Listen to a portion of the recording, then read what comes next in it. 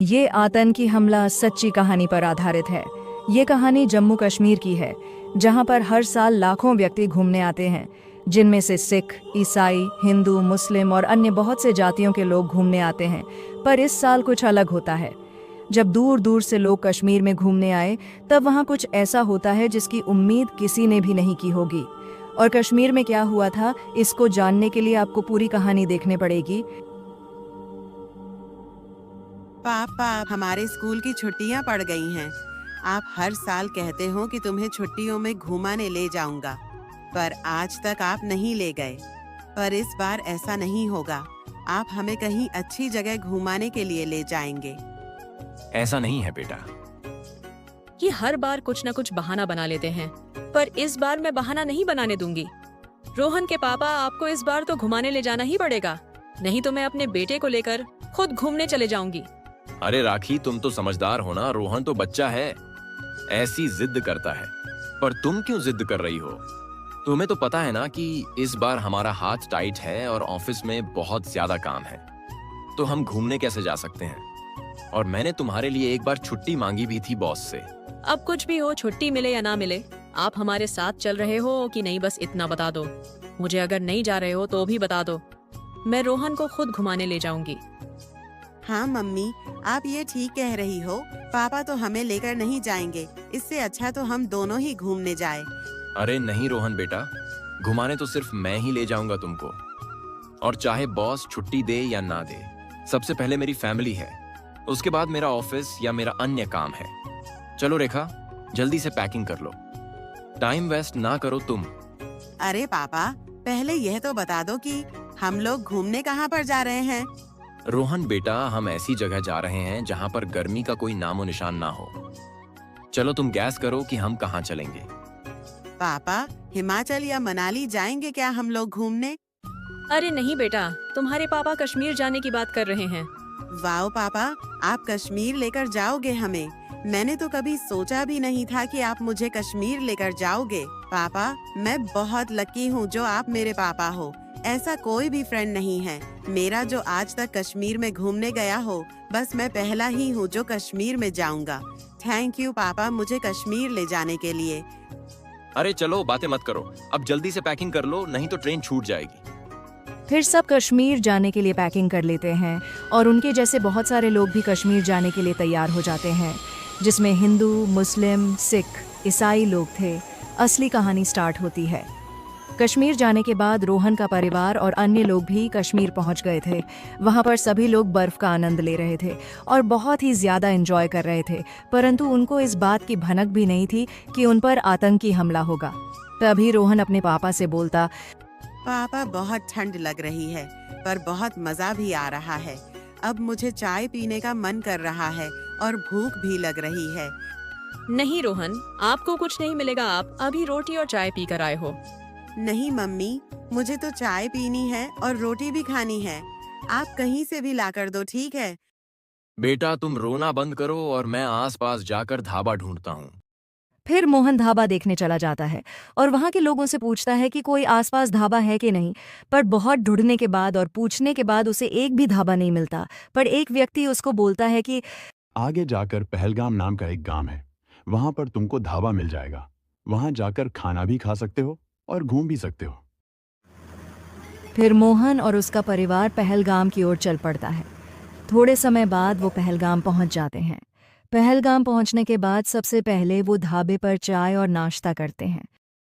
Wow पापा, यहाँ पर कितनी अच्छी चाय और नाश्ता है। इसको पीकर और खाकर तो मेरा पेट ही भर गया। अब बस मुझे घूमना है और बहुत खेलना भी है, आप दोनों के साथ। नहीं बेटा, रात होने वाली है, हम अपने होटल चलते हैं। कल सुबह आकर दोबारा घूम लेंगे। और वैसे भी हम 4-5 दिन और हैं, यहाँ पर हम आराम से घूम लेंगे सारी जगह। पापा, मुझे तो आज ही घूमना है और मैं घूमे बिना नहीं जाऊंगा। इतने कहने के बाद चिल्लाने की आवाज आती है और पता चलता है कि आतंकियों ने हमला कर दिया है। तभी सभी लोग भागने लगते हैं, पर एक आतंकी मोहन को पकड़ लेता है और उससे बोलता है, अपना नाम बता और अपना धर्म बता कि तू हिंदू है या मुस्लिम। मोहन उस समय बहुत डर जाता है। उसके मुख से कुछ भी नहीं निकलता। अरे तू बता रहा है कि तुझे गोली मारूं। नहीं नहीं, मुझे मत मारो, मैं बता रहा हूँ। जल्दी बता, तेरा धर्म क्या है? भैया, मैं हिंदू हूँ। हिंदू नाम सुनकर आतंकियों ने मोहन पर एकदम से ही उस पर गोलियों की बौछार कर दी। और फिर मोहन की पत्नी भी आतंकियों से बोलती है, मुझे भी मार दो, अब मैं जी के क्या करूंगी जब मेरा पति ही नहीं रहा। पर आतंकियों ने उसको नहीं मारा। आतंकवादी उसे बिना मारे वहां से चला जाता है। अपना नाम बता और अपना धर्म बता। मेरा नाम रहीम है और मैं एक मुसलमान हूँ। मुझे मत मारना, मैंने कुछ नहीं किया। मैं आपके आगे हाथ जोड़ता हूँ। मेरे छोटे छोटे बच्चे हैं, उनकी देखभाल कौन करेगा? मत में। अरे नहीं रहीम मियाँ, आप तो हमारे मजहब के हो, आपको कोई कुछ नहीं करेगा। ये मेरी जिम्मेदारी है। हम तो बस कश्मीर से हिंदुओं को मारने आए हैं। हमारा मकसद केवल हिंदुओं का सफाया करना है। अरे नहीं, आप हिंदू को भी मत मारो ना। ये भी हमारे भाई बंधु हैं।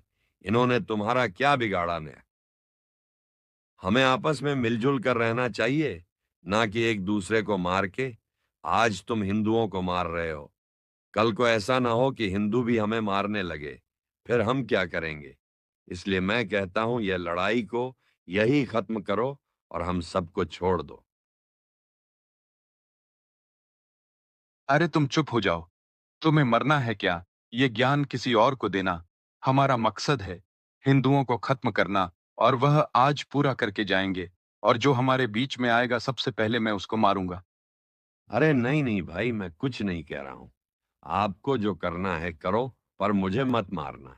तुम अपना नाम बताओ, क्या नाम है और तुम्हारा मजहब क्या है? वह डर जाता है।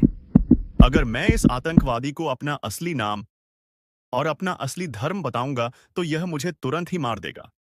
मैं ऐसा करता हूं कि इसको मैं अपना नाम और धर्म गलत बता देता हूं, जिससे मेरी जान बच जाएगी। मैं मेरा नाम अब्दुल है और मैं एक मुस्लिम हूं। अब तो तुम मुझे नहीं मारोगे, क्योंकि मैं आपके मजहब का ही हूं। अच्छा, तो तुम मुसलमान हो, तो चलो तुम मुझे कलमा पढ़कर सुनाओ। कलमा? ये कलमा क्या होता है? क्यों, तुमको कलमा के बारे में कुछ पढ़ा नहीं? अरे, ये तो हर मुसलमान का पढ़ाड़ होता है। तुम क्या सोच रहे थे? तुम मुझे पागल बना दोगे और मैं बन जाऊंगा क्या? मैं ऐसे ही आतंकवादी नहीं बना हूं। भैया भैया, मुझे माफ कर दो। मुझसे बहुत बड़ी गलती हो गई। मुझे मारना मत। मेरे छोटे छोटे बच्चे हैं। मैं मर गया तो उनकी देखभाल कौन करेगा? प्लीज मुझे मारना मत। मैं आपके आगे हाथ जोड़ता हूं। आतंकवादी उसका एक भी नहीं सुनता और उस पर बंदूक चलाता है और उसको मारने के बाद आतंकवादी वहां से भाग जाता है। ये घटना है। पहलगाम के आतंकियों ने केवल मोहन को नहीं मारा था, बल्कि उसके अलावा भी बहुत सारे लोगों को मारा। आतंकियों ने केवल हिंदुओं को मारा, और जो हिंदू झूठ बोल रहे थे आतंकियों से बचने के लिए कि मैं मुस्लिम हूँ, आतंकवादी उनके पेंट उतार कर चेक कर रहे थे कि ये हिंदू है या मुस्लिम, अगर जिसका खतना नहीं हुआ हो। आतंकवादी उसको उसी टाइम गोली मार देते थे। बस वह मुसलमानों को नहीं मार रहे थे, बाकी सब धर्मों के लोगों को मार रहे थे। ये हमला केवल आतंकवादियों ने कश्मीर से हिंदू को भगाने के लिए किया था। हमला करने के बाद आतंकवादियों वहां से भाग जाते हैं और रेखा रोती रहती है, पर उसकी कोई मदद नहीं करता। इस सच्ची घटना से हम ये सीखते हैं कि हमें कभी भी धर्म और जाति के नाम पर लड़ाई नहीं करनी चाहिए।